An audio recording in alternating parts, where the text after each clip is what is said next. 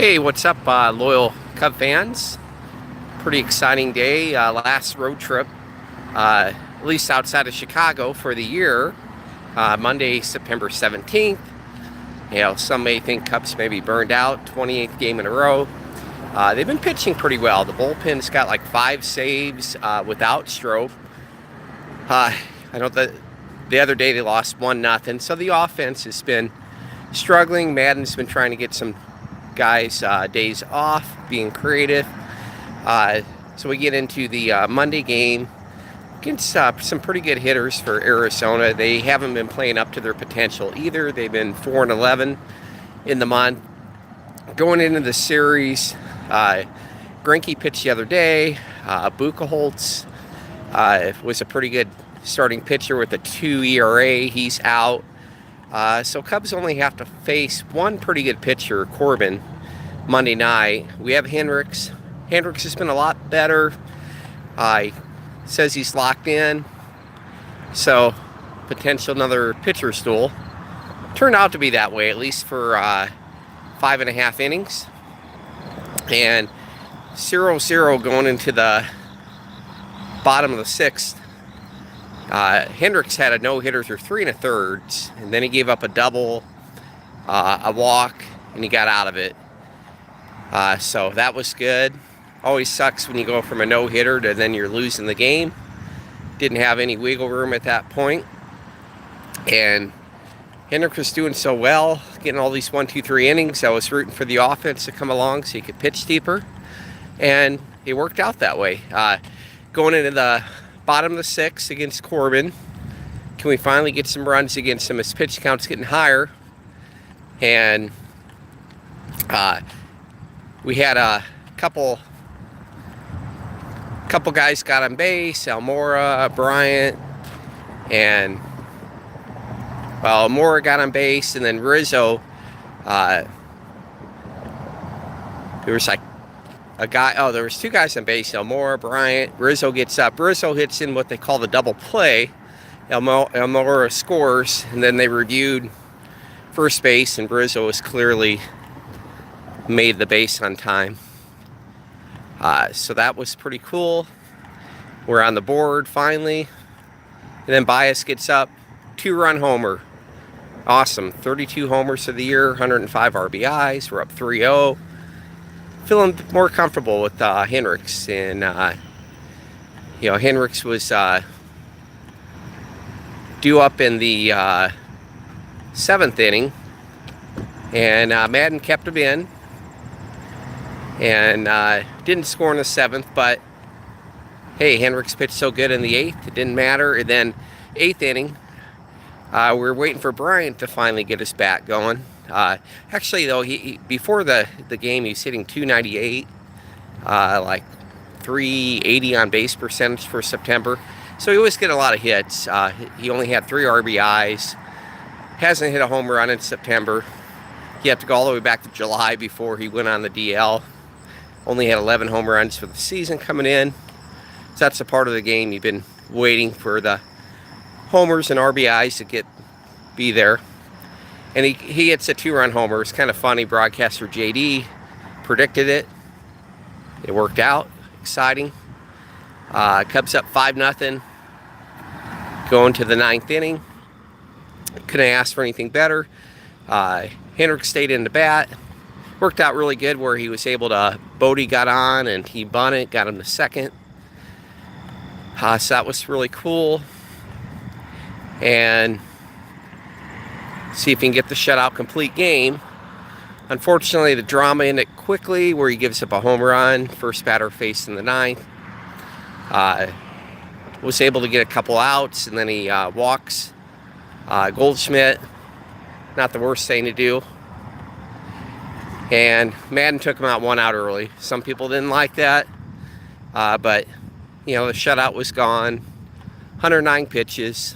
See if he can not burn him out for the next start. Even though he'll have an extra day off with the off day, so he'll have 5 days rest. So hopefully that should help even after 109 pitches. Justin Wilson pitches a ball, and then Goldschmidt, I guess, thinks he's fast. tries to steal second, and Contreras guns him down pretty easily. So relief pitcher, we only had to use one pitch. That was pretty cool. Cubs win 5-1.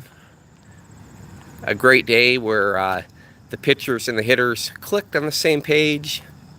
You know, if I had to be maybe a little bit critical, there's a couple defensive blunders. Bodie threw a one-hopper to Rizzo that Rizzo couldn't quite get.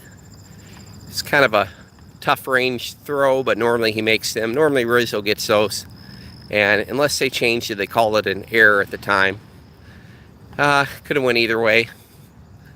And then we had a double play ball. Normally one Russell should get. Touch second, overthrew first. Then he acted injured. So I don't know, Russell had a couple errors the other night. I would say that's a concern. Russell, I mean, he's making a lot of errors. He had like 1 or 2 games where he made some web jams, but his bat, you know, is really killing us, I guess. He was like batting like 161 in September. Has no extra base hits.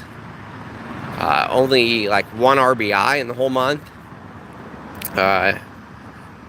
212 on base percentage. We're not getting a whole lot out of him.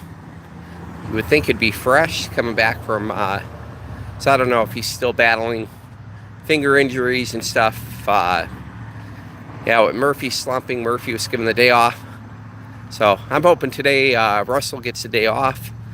He may very well. We're up against a right-handed pitcher. They're talking about Hayward playing today. So probably Murphy will be in there. Feeling somewhat optimistic. Game 2, Arizona, the starter is like a reliever that made 4 starts that never finished the 4th inning. His ERA is like 4.7 overall.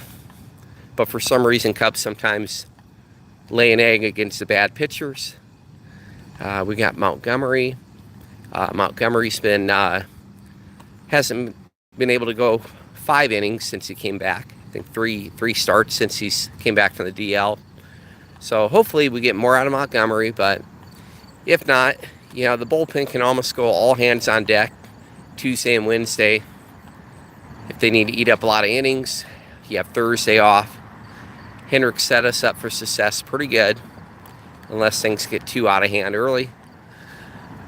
But the Cubs bats scored 5 runs. You know, I would think they could do the same, but we'll see. That's why you play the game.